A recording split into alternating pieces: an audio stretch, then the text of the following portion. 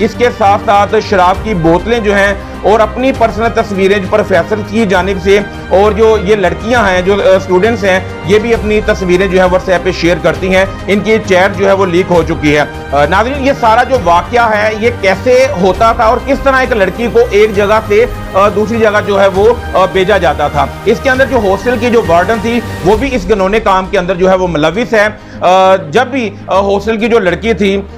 उसको जो है बीमारी का बहाना बना के रजिस्टर के अंदर ये लिखा जाता था फीमेल जो वार्डन है उनकी जानिब से कि ये बीमार है, और हॉस्टल की जो यूनिवर्सिटी की जो एम्बुलेंस है उसके थ्रू जो है इस बच्ची को हॉस्पिटल के लिए तिब्बी इमदाद के लिए भेजा जा रहा है। बेसिकली ये हॉस्पिटल या किसी मेडिकली के लिए नहीं भेजा जाता, बल्कि ये उन दरिंदों के पास, उनके पास इसको बच्ची को भेजा जाता था ताकि इसका जीपी जो है वो बढ़ सके, इसकी जो एक जो पोजीशन है वो इसकी जो है वो दूसरे लड़कों और लड़कियों से जो है